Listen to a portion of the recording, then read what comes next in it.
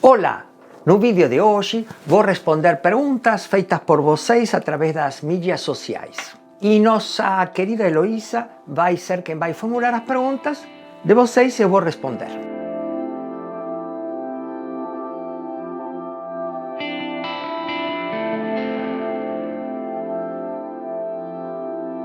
No vídeo suicídio, Lu Sofia pergunta: mas e quando você tem certeza de que não faz parte desse planeta e só precisa saber qual seria a missão aqui na Terra? Se trata de uma questão somente espiritual ou podemos encaixar nas constelações? Bem, em primeiro lugar, se estamos aqui na Terra, é porque somos seres da Terra. Então, se a gente não se sente pertencente à Terra, já é um tema que teríamos que ver de que se trata, mas a princípio, dentro da perspectiva das constelações, tem a ver com um sentimento de não pertencimento, de exclusão, que a gente argumenta que pode ser devido a que não pertencemos a este planeta e colocamos ideias aí, mas pode ser uma sensação que nos acompanha de exclusão ou algum denominado sentimento adotado que pode não ser exclusivamente da minha historicidade individual e pode ser de alguém que me precedeu em meu sistema familiar. Então, o sentimento de não pertencer a este planeta é necessário reconsiderá-lo à luz das constelações antes de partir para hipóteses de mundos espirituais, extraplanetários, etc. Para trabalhar com os pés no chão, o que nós necesitamos fazer nesta vida é simplesmente descobrir quais são os talentos que temos em nossa alma, quais são os recursos que levamos dentro e ver um modo de oferecê-los aos outros, oferecer esses frutos aos outros para que o possam usufruir e desfrutar. Aí estamos realizando nossa missão, seja através da contabilidade, da culinária, do cinema, da costura, não importa, habilidades que levamos dentro, como da comunicação, por exemplo, para poder esclarecer a outros sobre questões que estão um pouco confusas, como esta, por exemplo. Recomendo, sim, algum trabalho mais profundo enquanto à sua posição no sistema familiar e no seu sistema familiar de origem, para ver de onde vem esse sentimento de não pertencer ao planeta. No vídeo Perspectiva Sistêmica, Graciosa Santos pergunta: obrigada pela experiência da meditação, foi maravilhosa. Mas não conseguir obter a visão, os pontos de percepção da vida atual ou futura. Deve ser normal? Muito obrigada pelo ensinamento. Graciosa, que lindo nome. Quando pretendemos começar a meditar, assim do nada, sem experiência prévia, simplesmente fechando os olhos e forçando com a mente alguma imagem, fica difícil. Recomendo fazer um primeiro passo, que é um exercício de poder observar a própria respiração primeiro e quando eu inalo, nomear a palavra dentro e quando eu exalo, a palavra fora e começar a desenvolver o treinamento sistemático da atenção durante 5 minutos, uma semana, 2 semanas. Quando se passam pensamentos, em vez de embarcar neles, falar para você a palavra pensando, estou pensando. Se se passam sentimentos ou sensações, estou sentindo. Se vem barulhos de fora, estou ouvindo. Começar a desenvolver o observador de você mesma e nomear o que está passando pela sua mente. Dessa forma, começamos com uma alfabetização da atenção, que é o primeiro passo para dar, para depois passar a outros, onde possam vir imagens que respondem a perguntas. E aí recomendo a série Curso de Relaxamento, fazer o primeiro, depois o segundo, pelo menos uma semana cada um, para passar ao terceiro, denominado Consulta Sabedoria, um vídeo gratuito que está no nosso canal YouTube, curso de meditação. Começar por aí, pela primeira meditação que acabo de transmitir, ou pelo curso de relaxamento, para chegar depois a essas percepções um pouco mais intuitivas e profundas. No vídeo Relacionamento de Casal, Marlene de Souza pergunta: algumas dúvidas. No caso específico do casal que quer ir para o futebol e o outro para o almoço com a mãe, Para que ambos se entendessem, uma solução seria eles fazerem um acordo e cada um cede um pouco? Esse acordo poderia criar conflito com outro grupo, mas se o casal entender que a relação deles é prioridade e eles conversarem com o outro grupo com uma postura de respeito, isso pode dar certo? Sí, Marlene, eso pode dar certo. Quando um casal se une, não são só duas pessoas, são dois sistemas, com toda a historicidade que les precedió, com todo o campo morfogenético dos seus pais, de seus avós, dos seus ancestrais. Então, essa nova instância, esse novo ciclo, que é a união desses dois sistemas, necessariamente, para que dê certo, necessita gerar seu próprio subsistema com seus acordos. E esses acordos têm que ser negociados para que ambos sintam que estão favorecendo o matrimônio, o casamento, o casal, como queira se chamar. Essa união é um ato criativo que vocês têm que ir desenhando no dia a dia, até nos pequenos detalhes. E, logicamente, que os grupos que nos precederam podem ficar um tanto frustrados porque não estamos respondendo às expectativas que estávamos atendendo até então. Mas cada ciclo novo é um ciclo de renovação e dá a possibilidade de recriar a vida. E o relacionamento é uma negociação constante, tanto com o parceiro, parceira, como com os que nos precederam, os pais, os tios, os amigos, o grupo de vizinhos, do clube, do que for, aonde a gente às vezes deixa de fazer algumas atividades para passar a constituir uma nova etapa da vida. Assim é a vida, uma constante negociação quando a união é um objetivo permanente. No vídeo Constelação Familiar e os Novos Paradigmas da Ciência, Hermes Oliveira pergunta: o senhor tem experiência ou conhece quem tratou de casos de transtornos mentais com êxito, alcançando a cura ou próximo disso por meio da aplicação da constelação familiar? Poderia falar um pouco sobre a abordagem dos transtornos mentais nas constelações familiares? Obrigado. Transtornos mentais e constelações familiares, transtornos mentais sérios, psicoses, por exemplo. Aí temos que ressignificar o termo éxito. O que significa éxito, Hermes? ¿Qué significa éxito? Significa que uma pessoa que estava dissociada da realidade, que tinha delírios, alucinações, agora é uma pessoa como? Se é uma pessoa que deixa de ter essa percepção sem objeto, dessa desorientação temporoespacial, dessa confusão mental, o tratamento psiquiátrico convencional e o tratamento psicológico, hoje, com as tecnologias que se tem, já ajuda muito.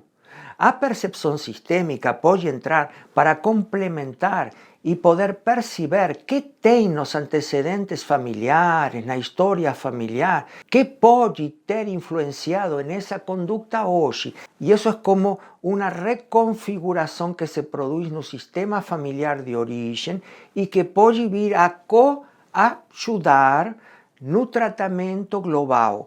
Nunca podemos tratar uma pessoa com esses transtornos mentais só com constelações, seria uma omnipotência da nossa parte. Mas quando entram como um complemento dentro do tratamento geral, é muito possível que ajudem a essa pessoa e a essa família a ter uma estabilidade. E essa pessoa pode se ressocializar, pode trabalhar, pode até ter um casamento. Então, se éxito seria isso, sim. Agora, há uma estrutura, provavelmente de fundo, que sempre necessita estar monitorada.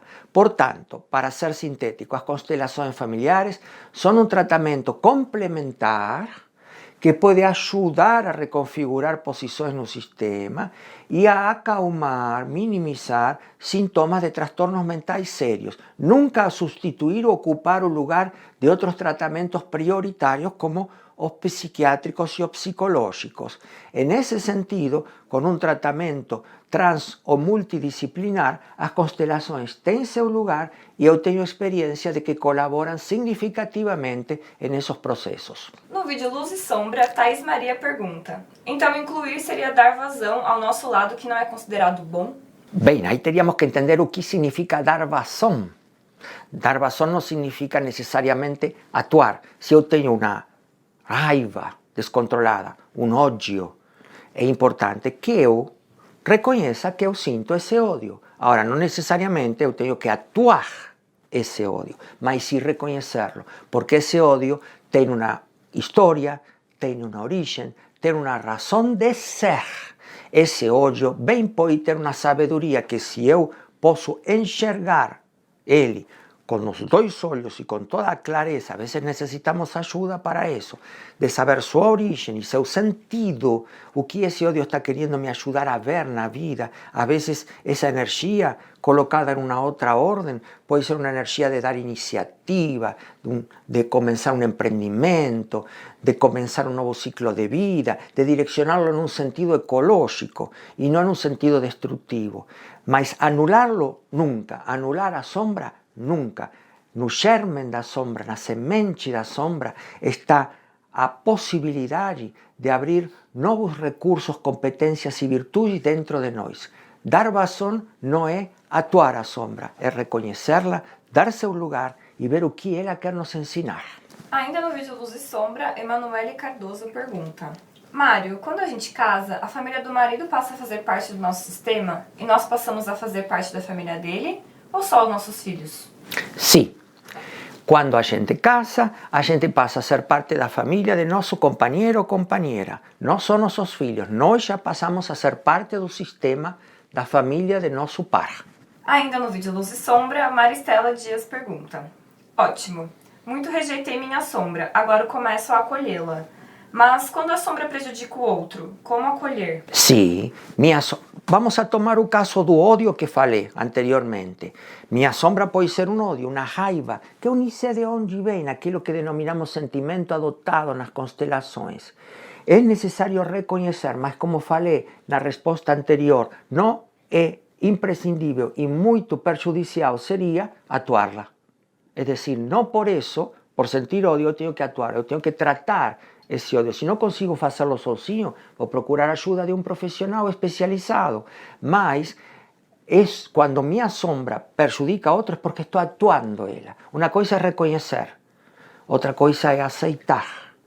E muito distante é atuar. Só que a vezes entre um e outro há uma milésima de segundo. E nessa milésima de segundo nós temos que colocar toda a nossa inteligência emocional para evitar atuar e poder administrar essa sombra no sentido positivo, criativo, saudável. E muitas vezes necessitamos ajuda para isso. Silvana Cabral: Como eu sei que conseguir acolher minha sombra no caso do exercício proposto? Confesso que foi bem chocante e que fiquei procurando os aspectos em que manifesto a característica que rejeito. Para quem não assistiu o vídeo do nosso YouTube, Luz e Sombra, aconselho a assistir porque temos muitas perguntas sobre o tema.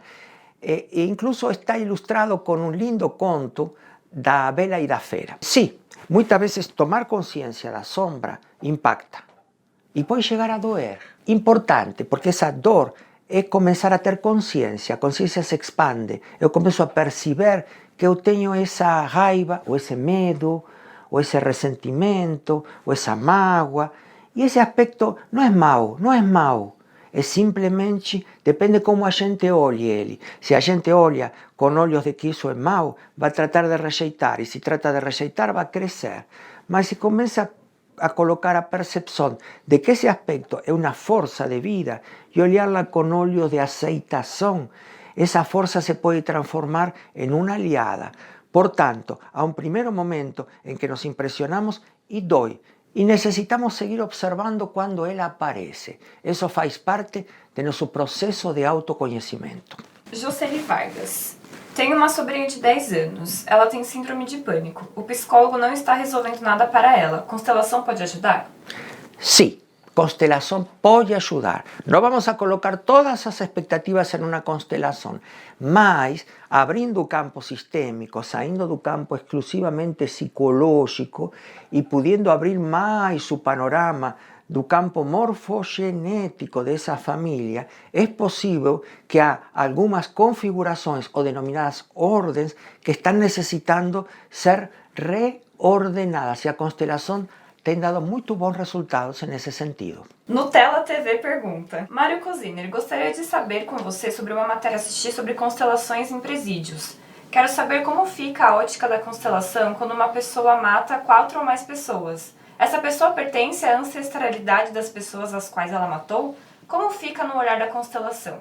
Sí, según nosso grande professor Bert Hellinger, quando uma pessoa mata outra ou é assassinada por outra, ambos começam a se enmarañar e ambos pessoas, não, ambos sistemas. Portanto, todo o sistema daquele que matou entra a ser parte do sistema da vítima.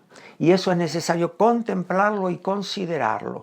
Lógico que essa matéria dos presídios, essas pessoas que estão em mãos da justiça restaurativa, não só estão fazendo constelações, também estão fazendo tratamento psicológico, terapias de grupo, ressocialização e outras medidas complementares que ajudam ao todo. E realmente se observou que as pessoas que passam pela justiça restaurativa, incluso com constelações, ao sair da prisão, têm muitíssimo menos chances de reincidir em seus atos criminosos, em comparação às pessoas que não passam por nenhum tratamento e a maioria, quando saem, reincidem porque não têm outro padrão a não ser o que conhecem e repetem seus atos criminosos. Portanto, muito interessante a justiça restaurativa e as constelações entram também como uma medida de muita colaboração nesse planejamento de ressocializar as pessoas que cometeram crimes. Silvana Nascimento.